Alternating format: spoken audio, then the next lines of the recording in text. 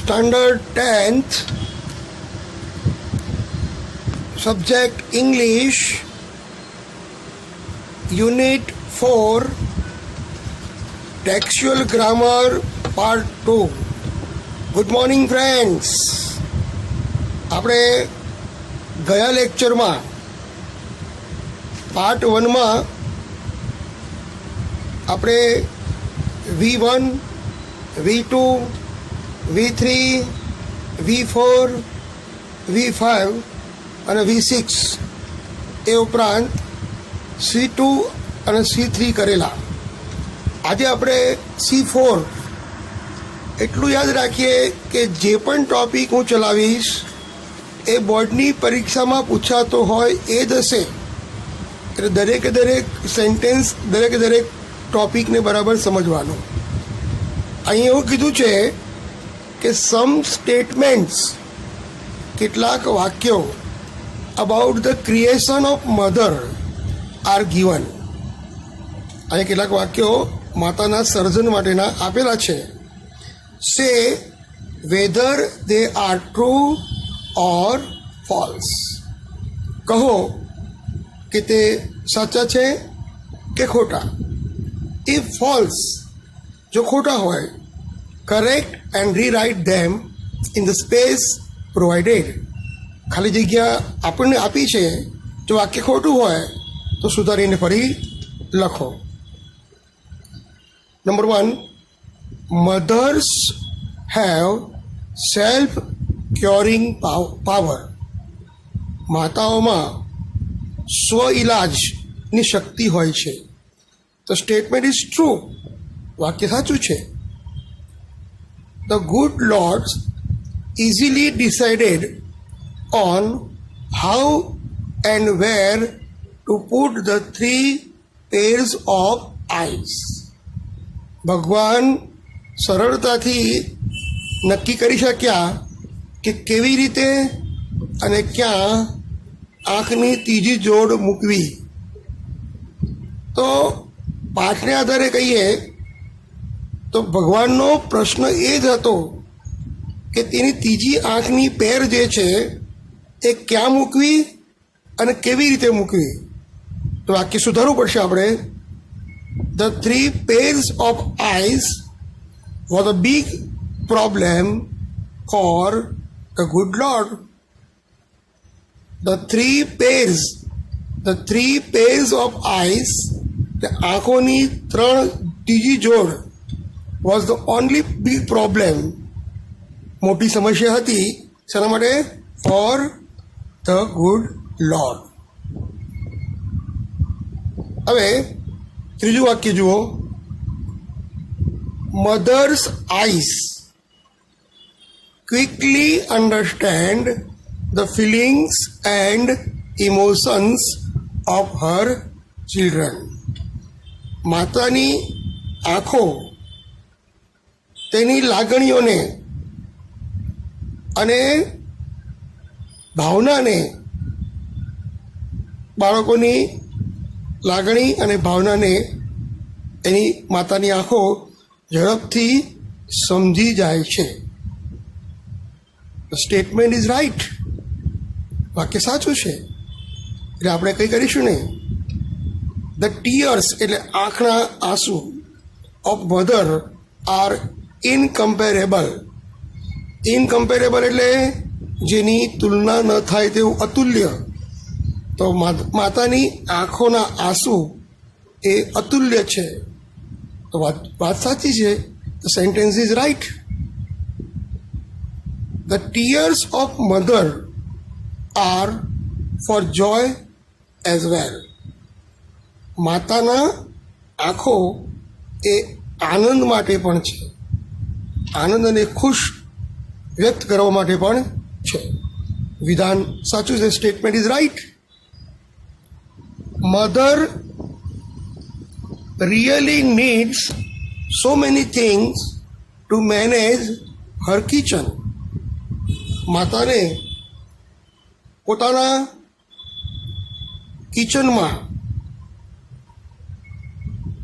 બધાને જમાડવા માટે ઘણી બધી વસ્તુની જરૂર પડે છે. Statement is false. જવાબ આવશે mother can run her kitchen on any food available. માતાના રસોડામાં જે પણ ખોરાક ઉપલબ્ધ હોય એનાથી તે ચલાવી શકે છે. તો નંબર 7 આવ્યા. ધ કિસ ઓફ મધર, માતાનું ચુંબન, કેન હીલ એ બ્રોકન હેડ. તો માતાનું જે ચુંબન છે એ તૂટેલા માથાને પણ ઈલાજ કરી શકે છે. તો માતાના ચુંબનમાં એટલી બધી તાકાત છે, એ કોઈ પણ અશક્ય કામ હોય એ પણ કરી આપે છે. તો the statement is right. The lord needed, number 8, the lord needed the advice of angel so he called him. ભગવાનને દેવદૂતની સલાહની જરૂર હતી અને આથી ભગવાને તેને બોલાવ્યા. The statement is absolutely wrong. અહીંયા સ્ટેટમેન્ટ રોંગ છે. ધ એન્જલ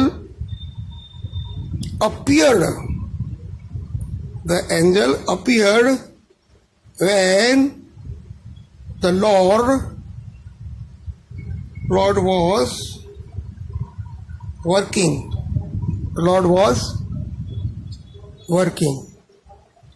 ભગવાન જ્યારે કામ કરી રહ્યા હતા ત્યારે દેવદૂત પ્રકટ થયો.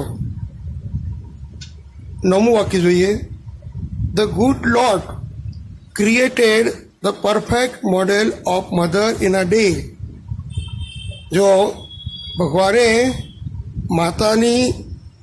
આદર્શ માતાની પ્રતિમા એ એક જ દિવસમાં સર્જન કરી. Sentence is absolutely wrong. The good lord worked day and night for 6 days in creating mother. તો મિત્રો, માતાની સર્જન કરવામાં 6 દિવસથી રાત દિવસ ભગવાન કામ કરી રહ્યા છે, તો પણ તે હજુ પૂર્ણ કરી શક્યા નથી. તો given sentence was false, so we corrected the sentence. Number 10, the Lord put the tears in mother's eyes. ઈશ્વરે માતાની આંખોમાં આંસુ મૂક્યા. The statement is absolutely wrong. ભગવાને બધું જ મૂક્યું અને ભગવાને જે પણ મૂક્યું એ પછી એનો સાર રૂપે એમાંથી માતાના સર્જનમાંથી જે સર્જન થયું સ્વયં જાતે જ, તો એ આંસુ. આથી the lord sentence is wrong. The lord did not know the tears came from. It was a miracle. એટલે ચમત્કાર. મિરેકલ એટલે ચમત્કાર. આ 10 વાક્યો લખી અને એને પ્રેક્ટિસ કરવાની છે. C6, frame a question to get the underlined word as an answer. વાક્યમાં જે અંડરલાઇન કરેલો શબ્દ કે શબ્દો છે એ જવાબ બને તે રીતે પ્રશ્ન બનાવો. તો આ પ્રશ્ન બોર્ડની પરીક્ષા માટે બહુ મહત્ત્વનો છે. આપણે એને IMP કહીશું. તો પહેલું વાક્ય જોઈએ. all her parts should be movable and replaceable. તો મૂવેબલ અને રિપ્લેસેબલ જવાબ બને એ રીતે પ્રશ્ન બનાવીશું. તો what should be special about all her parts? What should be special about all her parts? તો આ રીતે પ્રશ્નાર્થ ચિહ્ન મૂકવું ફરજિયાત છે.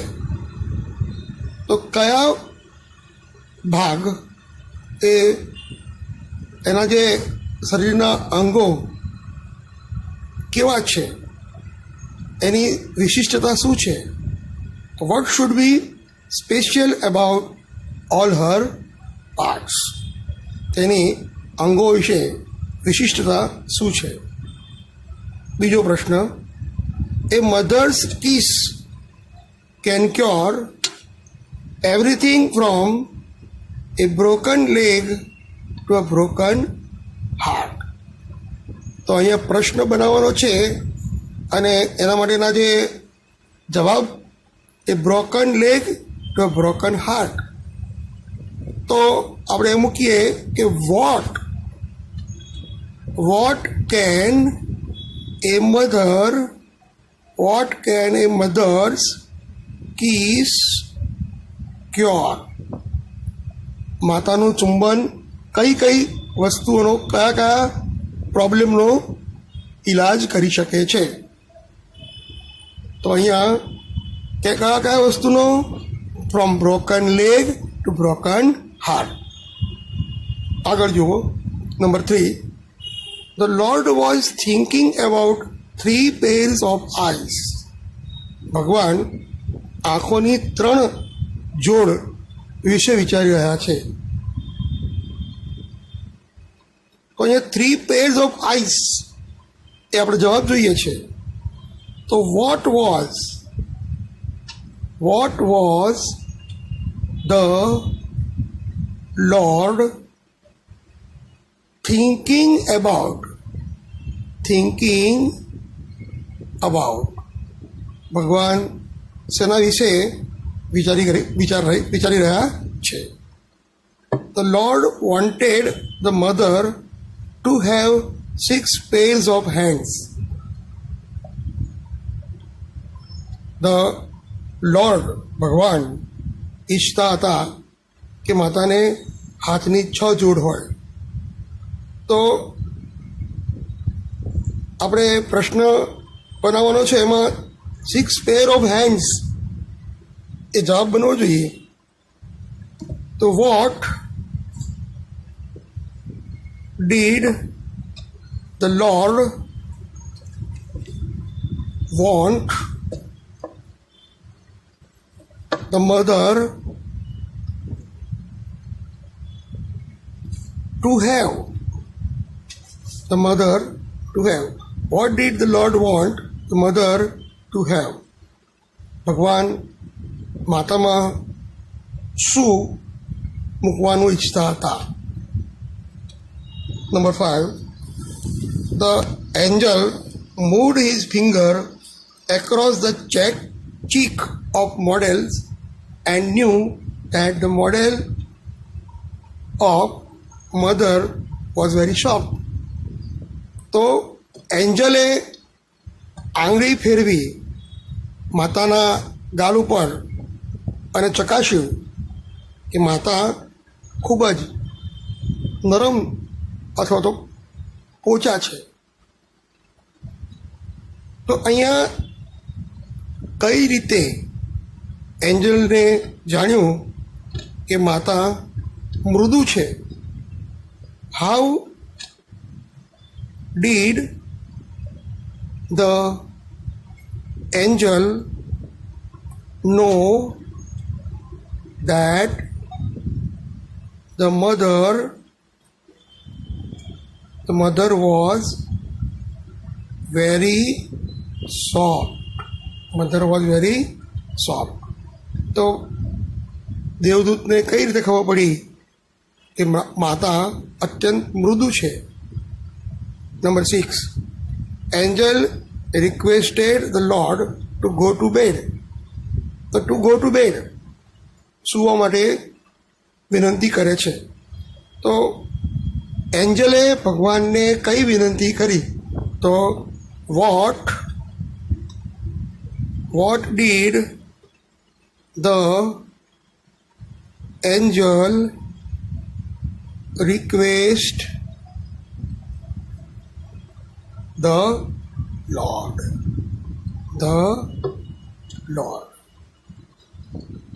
એન્જલે ભગવાનને કઈ વિનંતી કરી? તો મિત્રો, આ રીતે વાક્યમાંથી પ્રશ્ન બનાવવાનો એ બહુ અગત્યનો છે. એમાં તમારે ટેન્સ ધ્યાનમાં લેવો પડે અને તમને કર્તા પૂછ્યો છે, કર્મ પૂછ્યું છે કે ક્રિયા પૂછી છે, એ તમારે જોઈ પ્રશ્ન બનાવવો પડે. C7, right short notes. મિત્રો, આપણને પરીક્ષામાં શોર્ટ નોટ પૂછાય છે. Mother a wonderful creation. માતા એક અદ્ભુત સર્જન. Parts movable, keys, lab, 6 pair of hands. તો તમને માતા એ અદ્ભુત સર્જન એ શોર્ટ નોટ પૂછાય. એમાં તમારે પાર્ટ્સ એટલે એના અંગો, મૂવેબલ એટલે હલનચલન કરી શકે તેવા, કિસ એટલે ચુંબન, લેપ એટલે ખોળો, 6 પેર્સ ઓફ હેન્ડ્સ એટલે હાથની 6 જોડ, 3 પેર્સ ઓફ આઈસ આંખની 3 જોડ, ફીડ હર ફેમિલી પોતાના કુટુંબને ખવડાવવું, આઈસ લીકિંગ નેત્રમાંથી પાણી બહાર આવવું, ટીયર્સ આંસુ, યુનિક અને અજોડ. એ જ રીતે નંબર 2 જુઓ, qualities found in a mother. માતામાં જોવા મળતી ગુણવત્તા.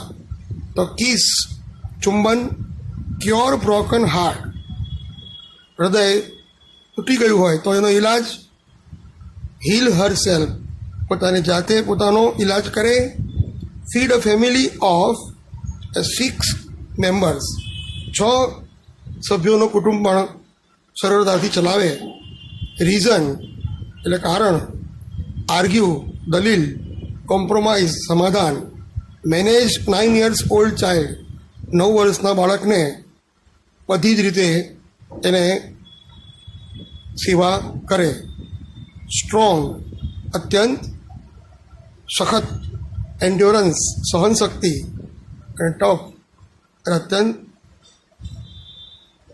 મુશ્કેલી પણ સહન કરી શકે તેવા, ખૂબ જ કડક. તો મિત્રો, આજે આપણે અહીંયા રોકાઈએ છીએ. આવતા નેક્સ્ટ પીરિયડમાં આપણે આ જ યુનિટમાં પાર્ટ 3 લઈશું. એમાં એક્ટિવ અને પેસિવનો મુદ્દો છે, તો એના માટે આપણે ખૂબ ધ્યાનથી ભણવું પડે. તો આજે તમે જે ટૉપિક ચલાવ્યા એ લખી અને એને પ્રેક્ટિસ કરો. તો મળીશું નેક્સ્ટ લેક્ચરમાં. C you again on the next lecture. Bye bye.